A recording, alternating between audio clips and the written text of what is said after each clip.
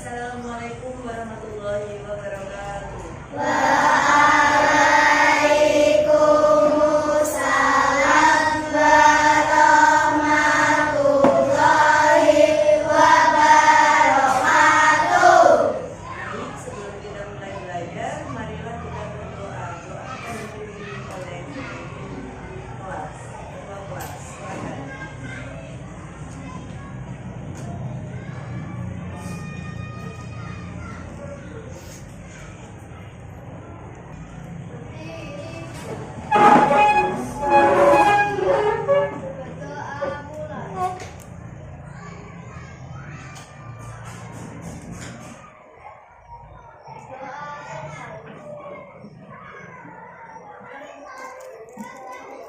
Indonesia tanah airku, tanah tumpah darahku. Di sanalah aku berdiri, jadi pandu ibuku. Indonesia kebangsaanku, bangsa dan tanah airku. Marilah kita berseru, Indonesia bersatu. Pancasila, satu ketuhanan yang Maha Esa, dua kemanusiaan, tujuh kebiasaan anak Indonesia hebat, berbagi beribadah dan juga olahraga, makan sehat bergizi, juga teman belajar, bermasyarakat tiap hari tidur cepat. Selamat pagi Bu Dewi.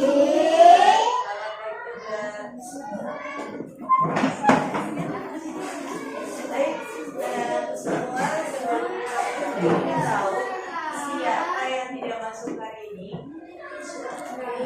Oh, ya, Daniel ya, baik. Terima kasih. Hari ini kita belajar coding. Kalian sudah siap ya untuk notebooknya? Ya.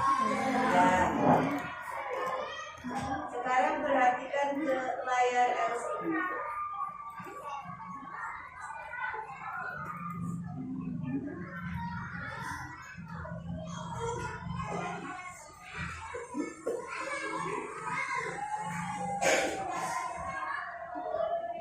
Wah, di sini ada judulnya definisi berpikir komputasional. Kira-kira kita akan belajar tentang apa sih? Ada yang tahu? Ada yang tahu? Ya, apa?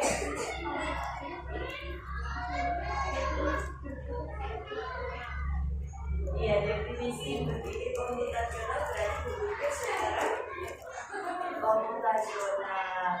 Iya, hampir mendekati. Tapi sebelum kita belajar lebih lanjut, jadi minta kalian USB dulu ya. Silahkan tulis semua.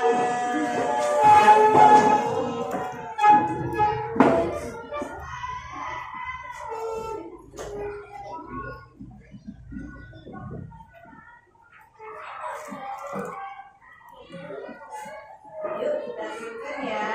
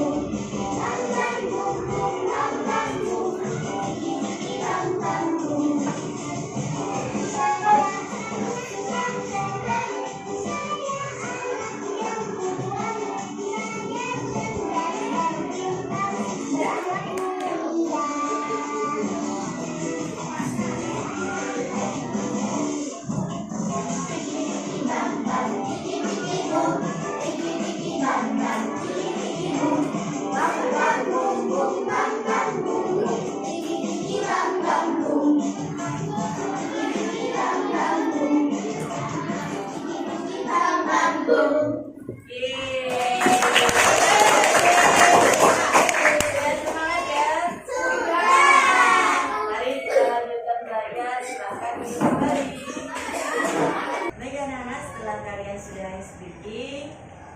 Ini Ibu Dewi pengen ngasih tahu nih tujuan pembelajaran kalian belajar tentang berpikir komputasional. Yang pertama, agar kalian itu bisa mengidentifikasi permasalahan sederhana dalam kehidupan sehari-hari dengan tepat. Yang kedua, biar kalian bisa menguraikan masalah ke dalam pola dan abstraksi yang tepat. Dan yang ketiga, kalian bisa menyusun langkah-langkah pemecahan masalah secara sistematis. Let's watch the video. Coba dari sini nanti ada inspirasi apa ya?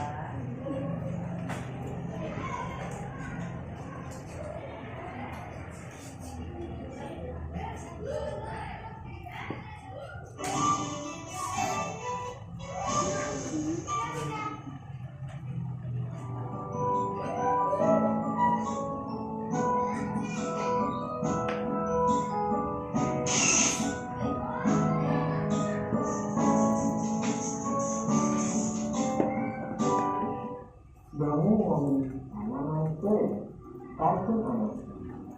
Dulu, ini, suara terdengar dari halaman belakang rumah.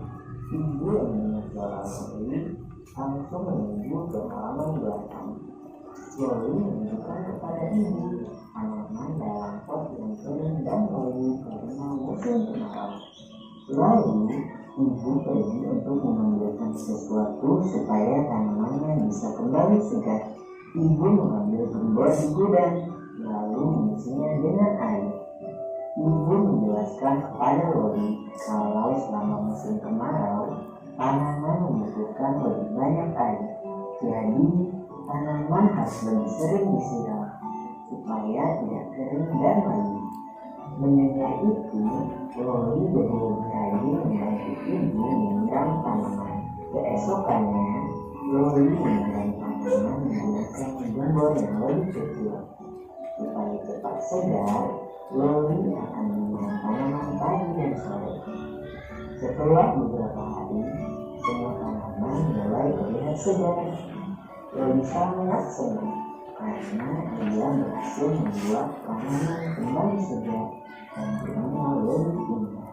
Sahabat Loli, apa gembok kecil yang digunakan Loli untuk menyiram tanaman? Tepat sekali, gembok yang digunakan Loli warna merah. Sahabat Loli pintar. Sampai jumpa di video yang selanjutnya ya. Nah, dari video tadi, apa yang tergambarkan di pikiran kalian yang berkaitan dengan berpikir komputasional? Yang kaitannya dengan berpikir komputasional. Jadi tadi si Loli punya masalah. Masalahnya apa? Iya, tanamannya layu. Kalau tanamannya layu, apa yang dilakukan? Menyiramnya. Apakah menyiramnya hanya cuma sehari doang? Bagaimana? Hari hingga apa? Hingga segar dan bisa berbunga ya. Bagaimana kalau Loli tidak menyiram tanaman setiap hari? Kira-kira apa? Layu kembali.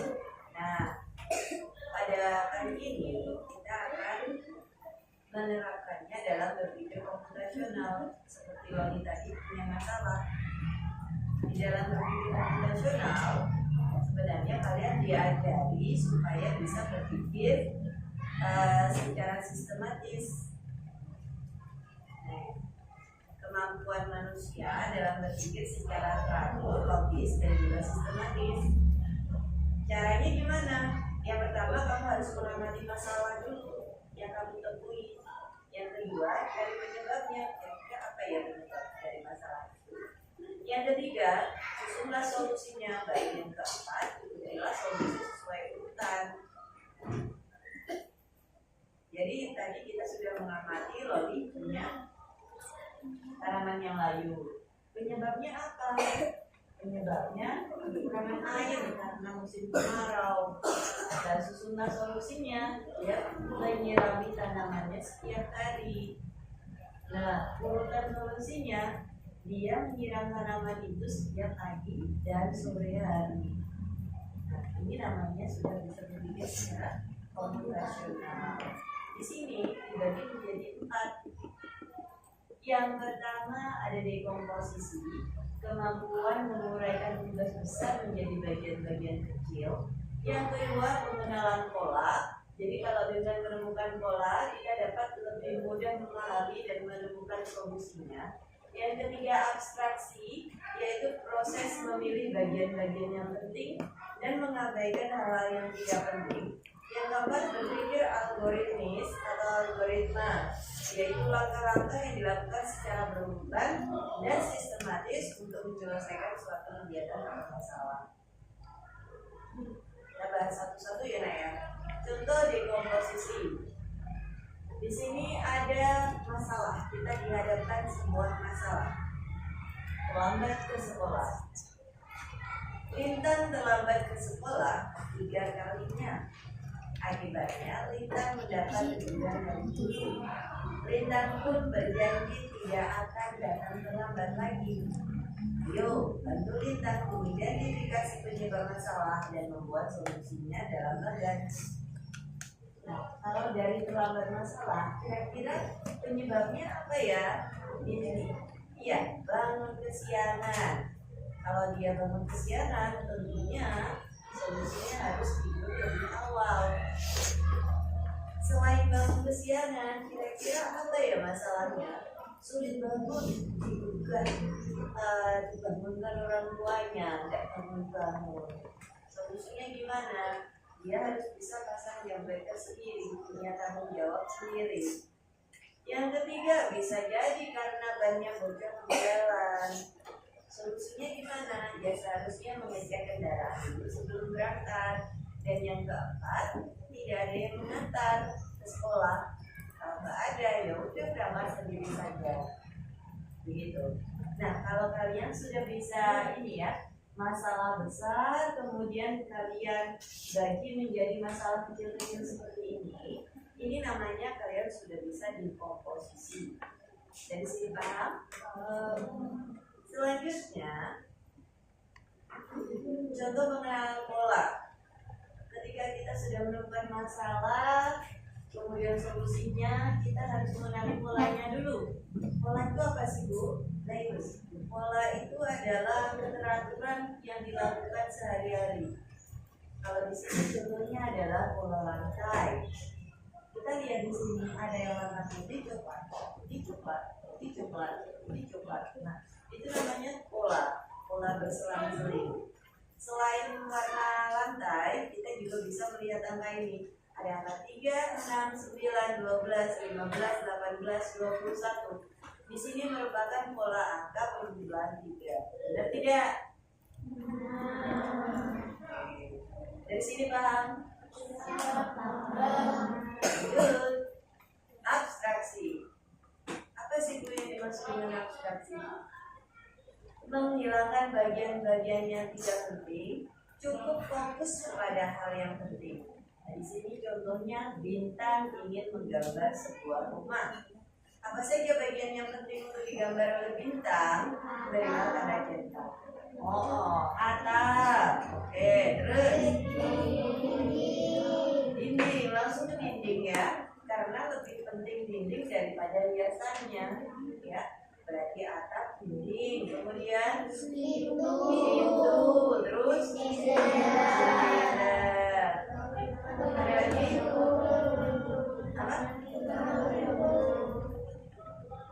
Hal seperti ini, pegangan pintu itu dianggap hal-hal yang bukan inti ya. Jadi mungkin yang harus dicentang hanya atap, dinding, pintu, dan jendela. Oh maaf, ya di sini ada pintunya. Tapi di sini sudah ada pintu. Jadi kita nggak perlu memutuskan untuk pegangannya. Secara otomatis kalau kita menggambar itu sudah pasti kalau di situ adalah pintu.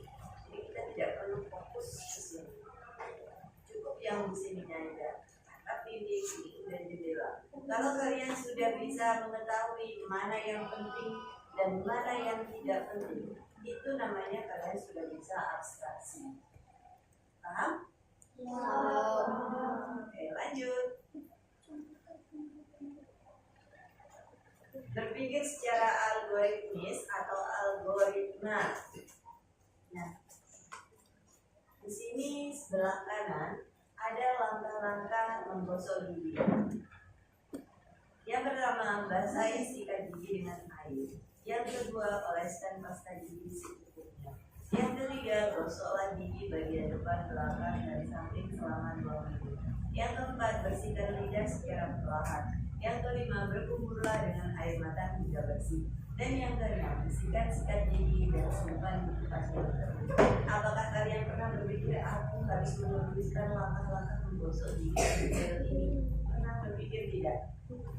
Tidak pernah ya? Yang ada kalian hanya melakukan, ya kan?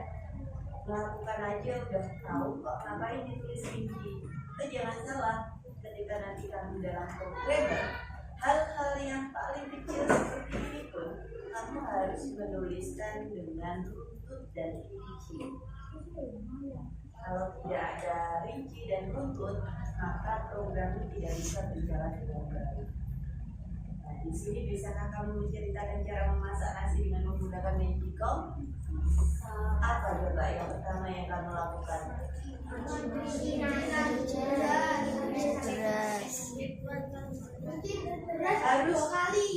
rinci ya. Yang pertama mengambil beras. Setelah itu mencuci beras. Setelah itu memasukkan beras ke dalam magic jar. Kemudian baru dimasukkan air. Setelah itu ditutup. Setelah ditutup, tekan tombol cooking atau memasak, baru ditunggu beberapa menit kemudian selesai. Hal-hal yang seperti ini adalah hal yang mudah dalam kehidupan sehari-hari. Tapi kalau kamu sebagai programmer tidak menuliskan secara rinci, ada satu bagian yang hilang, maka program tidak bisa berjalan seperti apa yang kamu inginkan. Gitu ya. Dari sini Pak. Nah, kalau kamu sudah bisa keempat langkah tersebut, maka Bu Dewi kenalkan di sini. Ini adalah simbol-simbol yang dibuat untuk membuat kode program dalam bentuk gambar. Yang pertama simbolnya ada oval seperti ini ya. Ini artinya menunjukkan awal atau akhir dari flow chart. Yang kedua, di sini ada gambar jajar genjang. Ini menunjukkan input atau output.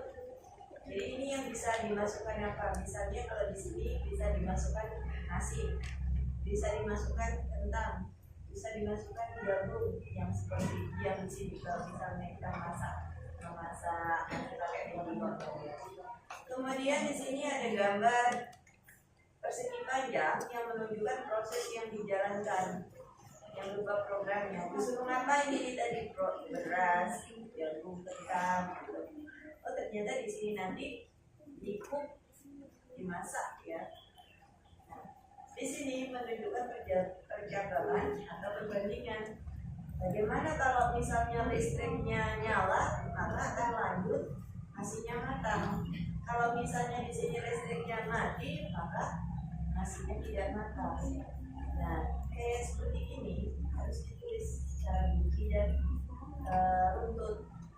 Setelah selesai semua ini ada panahnya yang menunjukkan arah atau alur. Apakah nanti ke bawah atau ke kanan dulu? Seperti itu. Dari sini sampai akan bisa lihat gimana sih caranya. Nah ini loh, contoh flowchart membuat teh. Kalian kan di rumah biasa ya membuat teh. Sekarang lihat kalau kita masukkan ke dalam program. Misalnya kamu punya robot, disuruh bikin teh. Ya kamu harus menulisnya seperti ini. Kelihatan nggak ini anunya? Apa ini ya? Ini kelihatan simbolnya, maksudnya garis-garisnya ini loh, kelihatan tidak? Kelihatan ya? Yang pertama di sini ada start. Setiap kali ada perintah program selalu diawali start dan selalu diakhiri end. Kalau pakai bahasa Inggris ya start, kalau pakai bahasa Indonesia ya mulai. Nah yang sini end atau selesai, gitu ya. Selanjutnya selalu berbentuk jajar genjang. Jadi hal-hal yang bisa kita ganti. Misalnya di sini memasukkan kantong teh, gula, dan air panas. Itu kalau misalnya kita mau bikin jus atau mau bikin air gula, ini nanti bisa disesuaikan. Jangan dimasukkan teh, bisa dimasukkan misalnya jeruk, perasan jeruk, seperti itu. Yang bentuk jajar genjang, ini yang bisa dirubah ya. Kemudian persegi, ini adalah programnya yang dilakukan kalau sudah ada. Itu mau diapain? Nah di sini ditulis diaduk. Kalau sudah ada semua ini dimasukkan ini, prosesnya diapain? Diaduk. Nah kemungkinan apa yang akan terjadi ketika mengaduk? Kemungkinannya bisa kurang manis atau bahkan terlalu manis. Kalau kurang manis, maka ini kan ada panahnya ya, maka masukkan gula. Kalau misal terlalu manis, maka tambahkan air. Nah, ketika sudah ditambah gula atau tambah air, diaduk lagi. Seperti ini prosesnya. Setelah selesai, pasti tehnya manis, siap dinikmati. Dan kalau sudah siap seperti ini, jangan lupa ditutup dengan kata end atau selesai agar programnya bisa dimulai. Dari sini paham? Ada pertanyaan? Oke, baik, jika tidak ada pertanyaan, maka Bu Dewi lihat dulu di sini ada LKPD. Nanti kamu bisa coba langsung di sini. Tapi Bu Dewi tanggung dulu ya. Ketika nanti linknya ini Bu Dewi bagikan ke chat, silakan namanya ditulis, namamu dan temanmu. Kemudian yang pertama, kamu coba buat dekomposisi dalam bablas. Ini kamu tinggal lihat bacaannya. Kemudian di sini tinggal yang diisi. Misalnya tulisanku terlalu panjang, silahkan di geret supaya pendek, pokoknya bisa masuk ke dalam kotak. Tidak memungkinkan ukurannya dikecilkan. Ya. Ada pertanyaan dari sini yang dekomposisi? Ya. Yang kedua, sebutkan nama pola. Dan di sini ada seperti ini. Kira-kira silahkan diskusi dengan teman. Ini merupakan pola apa ya? Yang ketiga, abstraksi. Jadi pilihlah yang hanya penting. Di sini sudah ada kotak, tinggal kamu memasukkan tanda centang saja sama silang. Ini nanti cukup di copy paste, ditarik, masukkan ke kotaknya seperti itu. Ada pertanyaan? Ya. Selanjutnya, tentang algoritma, buatlah langkah-langkah membuat kopi.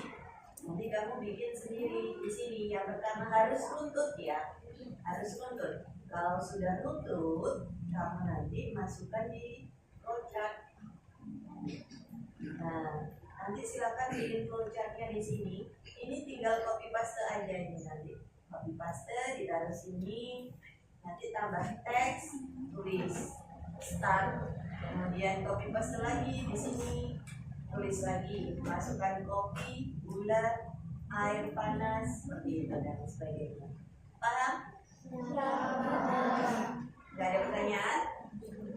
Oke, jika tidak ada pertanyaan, silakan dilihat di dalam bentuknya.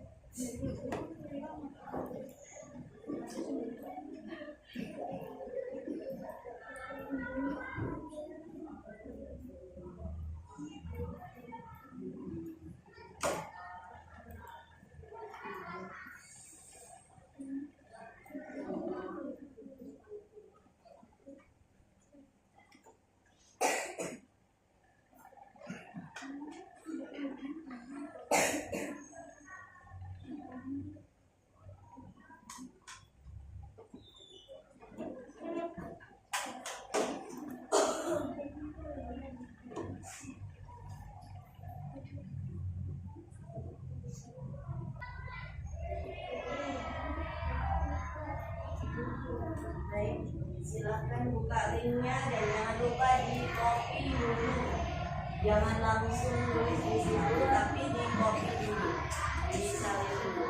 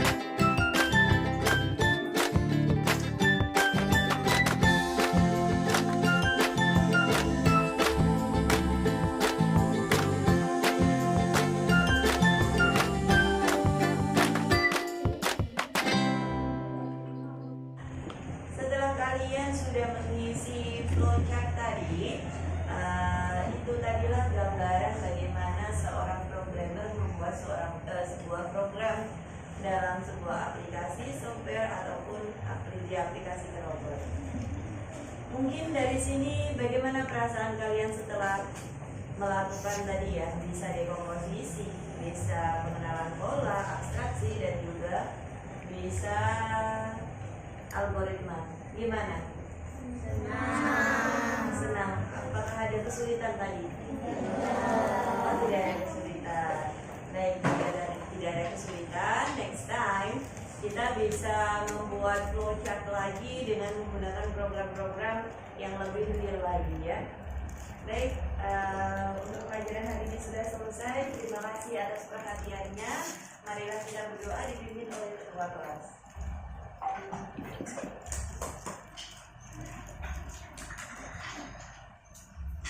Untuk iya, berdoa mulai.